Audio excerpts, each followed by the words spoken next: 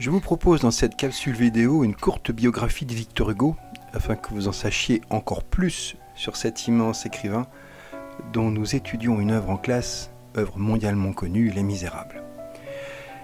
Victor Hugo est sans conteste l'une des figures les plus marquantes du XIXe siècle, à la fois par son immense talent littéraire et par son engagement politique et social. Né le 26 février 1802 à Besançon, dans une famille de la petite bourgeoisie, Hugo grandit dans un contexte marqué par des tensions entre ses parents, car son père, officier républicain et bonapartiste, et sa mère, monarchiste et catholique, se heurtent souvent. Ces influences contradictoires teinteront son parcours, à la fois littéraire et politique.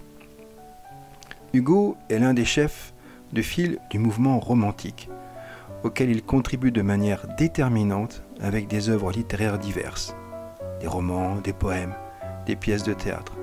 Il s'impose d'abord par sa poésie avec des recueils comme Les Orientales en 1829, où il célèbre l'exotisme, la liberté, l'individu. Mais c'est avec la publication de Hernani en 1830, une pièce de théâtre qui défie toutes les autres, qu'il devient une figure incontournable du romantisme. Ce drame littéraire provoque la fameuse bataille d'Hernani, qui symbolise le triomphe de la liberté créatrice face à la mode et à l'académisme rigide. Son œuvre romanesque connaît quant à elle un succès phénoménal, notamment avec Notre-Dame de Paris en 1831, où il s'attache à dénoncer l'injustice sociale à travers l'histoire tragique de Quasimodo, que vous connaissez tous, j'espère, et l'Église et l'amour interdit d'Esmeralda. Toutefois, c'est dans son roman Les Misérables en 1862, que nous étudions en ce moment, en partie, qu'il le hisse au sommet de la littérature mondiale. À travers le destin de Jean Valjean, un ancien forçat cherchant le pardon, la rédemption, Hugo traite des inégalités sociales, de la misère, de l'espoir et de la grandeur humaine.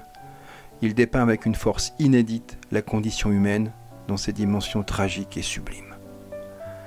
Son œuvre poétique culmine avec des recueils tels que Les Contemplations en 1856, un monument littéraire dédié au souvenir, au deuil et à la méditation sur la mort, et La Légende des siècles en 1859, où Hugo tente de retracer à travers l'épopée poétique le parcours de l'humanité vers plus de justice et de lumière. Hugo n'est pas seulement un écrivain, il est aussi un fervent républicain et un combattant pour la justice sociale. D'abord proche de la monarchie sous la Restauration, il se tourne progressivement vers les idées libérales. En 1841, il est élu à l'Académie française, ce qui marque la reconnaissance de son immense talent. Cependant, c'est en 1848, lors de la Révolution, qui conduit à la Deuxième République, que sa carrière politique prend une dimension nouvelle. Élu député en 1849, Hugo milite activement pour l'abolition de la peine de mort, l'amélioration des conditions de vie des plus pauvres, ainsi que pour la liberté de la presse et d'opinion. Son opposition farouche au coup d'État de Louis-Napoléon Bonaparte en 1851, Napoléon III, pas Napoléon Ier, l'oblige à s'exiler. Il part loin et s'installe à Bruxelles, puis encore plus loin, il s'installe sur l'île de Jersey et enfin à Guernesey, où il passera près de 20 ans. Pendant cet exil, Hugo se consacre à l'écriture de pamphlets politiques.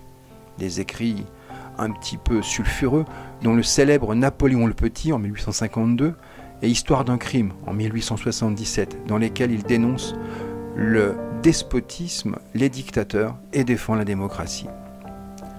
Son retour en France en 1870, après la chute du Second Empire, le voit redevenir une figure influente de la Troisième République. Débarrassé de Napoléon III, il est donc réélu député et continue à se battre pour ses idéaux républicains et humanistes, et ce jusqu'à la fin de sa vie. Des drames personnels viennent toutefois marquer cette existence longue et riche. Malgré ses triomphes littéraires et politiques, la vie de Victor Hugo est marquée par des drames qui auront une profonde influence sur son œuvre.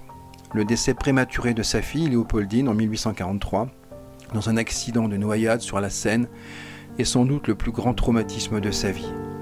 La douleur qu'il ressent après cette perte transparaît dans les poèmes et les contemplations, où il médite sur la mort et le passage du temps. Ce deuil l'accompagne toute sa vie, et même s'il a d'autres enfants, Léopoldine restera une figure centrale dans son œuvre et sa pensée. Outre Léopoldine, Hugo perd plusieurs de ses proches au fil des années, dont son épouse Adèle Fouché, en 1868, avec qui il eut une relation tumultueuse mais durable. La folie de sa fille, Adèle, qui sombre dans la démence à partir des années 1860, vient aussi assombrir les dernières décennies de son existence. Peu connu du grand public, Victor Hugo était également un peintre et dessinateur de talent. Il réalisa des centaines de dessins tout au long de sa vie, souvent durant ses moments de solitude et de méditation.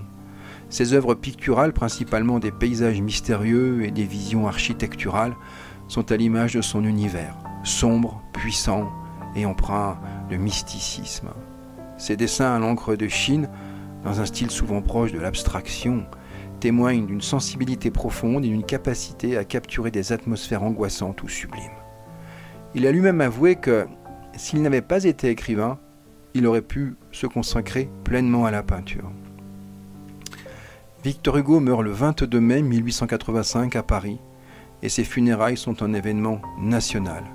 Plus de 2 millions de personnes assistent à la procession qui l'accompagne jusqu'au Panthéon, où il repose parmi les plus grands. Son œuvre, d'une richesse et d'une diversité exceptionnelles, continue d'influencer des générations de lecteurs, d'auteurs, d'artistes et de penseurs. À travers ses romans, ses poèmes et son engagement politique, Hugo a incarné les aspirations et les luttes d'un siècle tout entier. Il reste aujourd'hui une figure importante de la liberté, de la justice et de l'humanisme.